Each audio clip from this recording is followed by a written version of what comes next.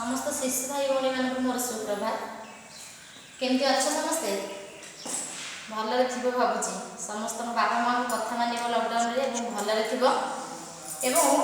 आज गोटे गणित सब्जेक्टर आम आज गोटे नुआ टॉपिक पढ़ा नहीं से टॉपिकटा हूँ कौन ना जोड़ आ बेजोड़ संख्या।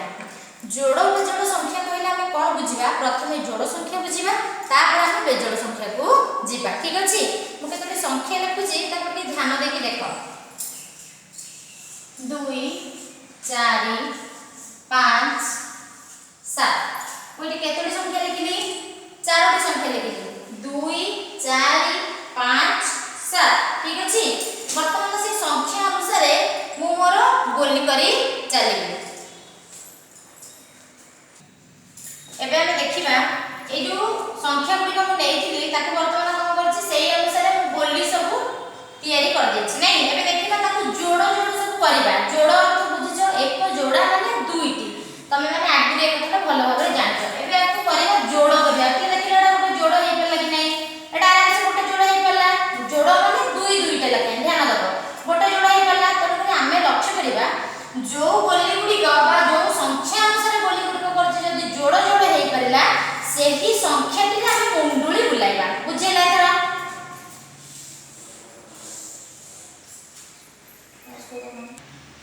ठीक अछि। एबे ध्यान देबा जे वर्तमान को सब जोड़ा जोड़ा को कर लेछि देखि परथिबो एठी जोड़ा हेछि एठी गोटे जोड़ा एठी गोटे जोड़ा है एठी गोटे जोड़ा है पिले मन देखिलो एठी जोड़ा हेछि कि किछि बोली बळेनी एठी भी जोड़ा हेछि दीटा किछि बोली बळी नाही तनो पर ए जोटी बळी नाही बोली सेठी हम से संख्या रे गोल बुलेगा। बुझेला एथरा एठी देखो जोड़ा हेछि किंतु ये गोटे बळी पड़िला एठी जोड़ा हला एठी गोटे जोड़ा किंतु एठी गोटे संख्या बळी पड़िला। वर्तमान हम कहिछि जो गुडी जोड़ा जोड़ा हला परे जो बोली बळी नथिबो जदी सेही संख्या गुडी कर हम मुंडुली बुलाइबा कारण सेही संख्या होछि हमर कोन ना युग्म संख्या। बुझेला एथरा ता अर्थ कोन जेउ संख्या को आमे जोड़ा जोड़ा करला परे किछि बळु नथिबो ता माने कोन जेउ संख्या देखु आमे समान दुई भाग करि परथिबा। केतरा उदाहरण दउछि टिके ध्यान देके देखिबा। पिले माने वर्तमान देख मु 4टी ग्लास लेछि एठी 4टी ग्लास अछि मन कर आको आमे समान दुई भाग करबा। दुई भाग कले कोन करबा ना एठी दुईटी ग्लास देखिलो आको जदी समान विभाग कला परे एठी दीटा समान समान हला किछि बळिला कि कोनोसी संख्या बा कोनोसी ग्लास बळिला नाही ताहले हमर ए 4टी ग्लास संख्या 4टी ये 4 होछि गोटे युग्म संख्या युग्म बा जोड़ संख्या।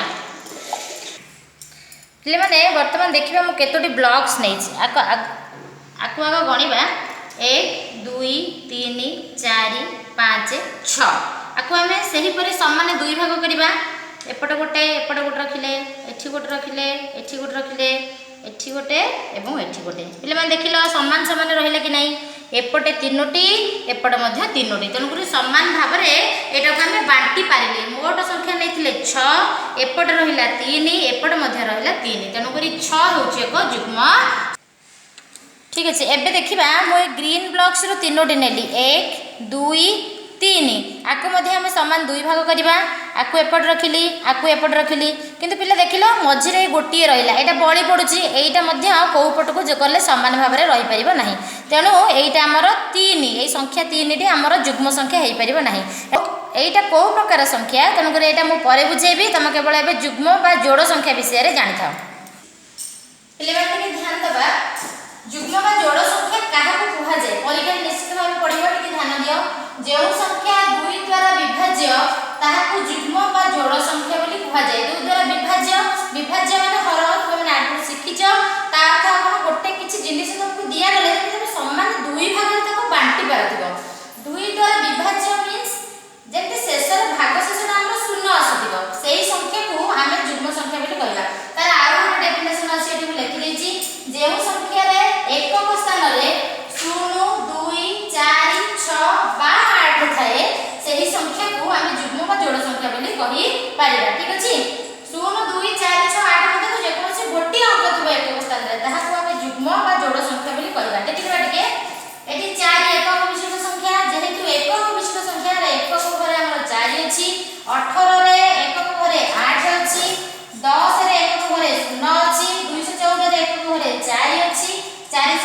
70 ଏକକ ଘରେ 8 ଅଛି।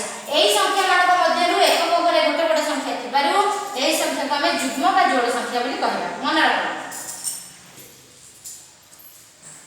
ପିଲାମାନେ, ଆଜିର ଘର ପାଠ ହେଉଛି ଯୁଗ୍ମ ସଂଖ୍ୟା ଗୁଡ଼ିକରେ ଗୋଲ ବୁଲାଇବା। ଠିକ ଅଛି, ଧନ୍ୟବାଦ।